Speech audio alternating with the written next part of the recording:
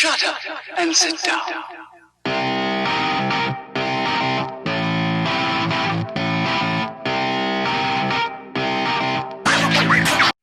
What's the story, internet? Hope everyone is having a wonderful day so far. No, something just doesn't seem right. I think we can do better.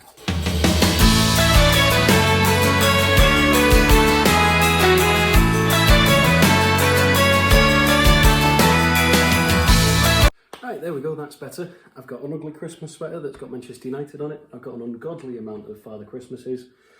I've got some mince pies in case I can't make it through a video. Feeling a lot more Christmassy. So, in the spirit of Christmas, let's get into a review of the busy Christmas period of matches. We've got Tuesday, Wednesday, and then today's matches to get through today, and then I'll be back with you tomorrow for a preview of the weekend's matches. Yeah, let's just jump right into it. So, Wolves beating Chelsea at Molineux, thanks to a Pedro Neto 95th minute winner. Giroud did put Chelsea 1-0 up. But for all of Chelsea, I mean, they only had 55% possession, so it was a relatively even match. But for their 13 shots, they only had 3 on target. But then again, for Wolves, they had 12 shots and only had 4 on target. So that does put Chelsea down into 7th, thanks to Manchester United having that game in hand and being a point ahead of them now after their result today. And it also lifts Wolves up to 10th, so fair play to them. On to the next match. Manchester City 1, West Brom 1. Tuesday was a little bit crazy, truth be told. Manchester City had 26 shots and had 78% of the possession, but only 7 shots on target, and they just couldn't finish West Brom off, especially after Ruben Dias scored his own goal. So fair play to West Brom. They were able to hold on, and they were able to get a vital win. Unfortunately, they still got rid of Slaven Bilic, but they brought in the man who does the job, Big Sam. So if anyone can save them from relegation, it's him. And I bet Sheffield United are kicking themselves for not going in for them. Nothing against Dan Wilder, no disrespect to him, but if you need a man that's going to save you from relegation, you can't get much better than Big Sam. And he still has the best England record of all time, 100%. 1 match, 1 goal, 1 win. What performance.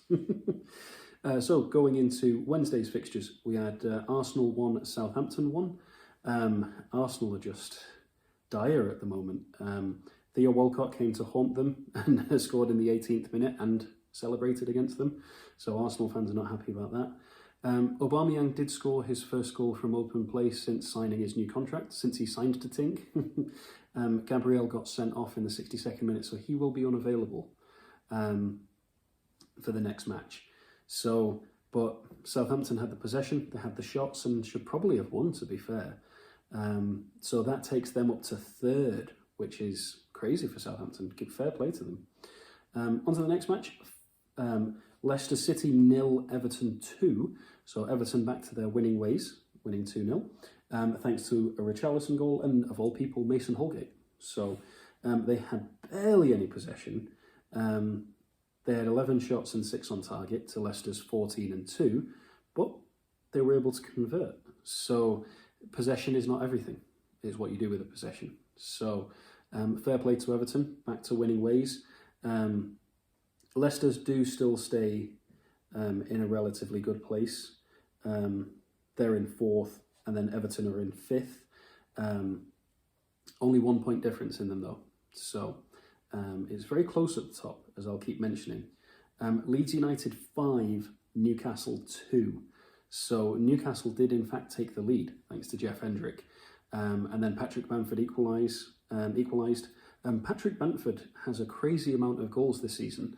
I think he has more goals from inside the box than anyone in Europe, or he's in the top 5 or something crazy like that, which Patrick Bamford for Leeds, no disrespect to either of those parties, but I mean, come on, you're expecting Lewandowski or, I don't know, Messi or, you know, Ronaldo, but not Patrick Bamford. So anyway, and then they had 5 different goal scorers and they just went on a rampage. So so even after Kieran Clark made it 2-2, just kept on going and kept on scoring. So 69% possession, 25 shots and 10 on target. So they were just They were just absolutely hammering poor Newcastle. So it keeps them level on points, 17 apiece, in 13th and 14th. So a lot to play for them. So on to the next match. Bit of a bore draw. Fulham 0, Brighton 0. Not a lot to say really. Both teams struggling at the minute. Fulham remain in 18th, 1 point behind Burnley, and Brighton are 2 points ahead of them on 11. So not really the most exciting match from the sounds of it. On to the big one of the weekend, the Scousers versus the Spurs, Liverpool versus Tottenham. Just Roberto Firmino just gets that goal to give Liverpool the win and keeps them in first, or puts them in first rather, 3 points ahead of Tottenham. So Liverpool dominated possession, 76%, 17 shots and 11 on target. Thought if anyone could close out a match, it'd be part of the bus Mourinho, but just couldn't do it. So just goes to show, if you defend the entire match, and it's pretty obvious that they did, 24% possession and 8 shots and 2 on target, then all it takes is that one attack and it completely undoes you. So so Liverpool are up top. I keep seeing things about how does VAR hate Liverpool? It's given Liverpool more benefit of the doubt than it's taken away from them. So come on. It's like if I said that VAR was giving away penalties versus Manchester United. Even as a United fan, that would be a ridiculous thing to say. West Ham won, Crystal Palace won. Fair play to West Ham. They continue their run of just getting points and grinding out points. They didn't get a win this time in a London derby. So Christian Benteke, of all people, rises from the dead and scores for Crystal Palace. But then he also got sent off. So his momentum goes up and then it crashes back down again. So very even match. 9 shots for West Ham, 8 shots for Palace. 2 shots on target for both. 52% possession versus 48% possession. Very, very even. It leaves West Ham in a good place in 8th, and then it leaves Palace in 12th. So not bad for either of them there. On to today's fixtures. Another bore draw, 0-0, Aston Villa versus Burnley. However, I say bore draw, but Aston Villa had 27 shots and only 7 of them on target. So fair play to Burnley, and I'm assuming fair play to Nick Pope, because if he played, I'm assuming that he made some absolutely ridiculous saves. So fair play to Mr. Pope. Let's just have a look and see if it has the saves. It doesn't have the save statistic, but I'm assuming he made a lot of saves. So fair play to the both. They got a point. It's very helpful for Burnley. Not so helpful for Aston Villa, who were on that romp for a while. So, and on to the last match of the day. Sheffield United 2, Manchester United 3. Bit of a scare in the first half. First, 5 minutes? Yeah, David McGoldrick, 5 minutes. Dean Henderson tries to pass the ball out. Ball comes back to him, and he can't get it out of his feet quick enough. Burke gets the ball off him and gives it to McGoldrick, and it's an open net. So a day to forget for the poor lad on his return back to a club that he excelled at last season. So, but after that, Manchester United did what they've been doing this season and came back, thanks to Marcus Rashford and finally Tony Marshall. Tony doing his job. So, relatively even match in shot statistics. 12 shots from Sheffield to 14 shots for United. 6 shots on target for them and 8 shots on target for us. 60-40 split on the possession.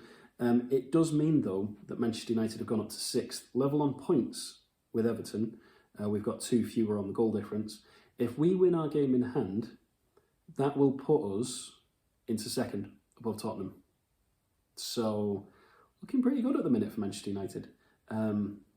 So that was all the fixtures for this this midweek period. One thing that I did want to touch on was after the 5-1 defeat to Stuttgart that I mentioned last week for Borussia Dortmund, they have got rid of their manager. So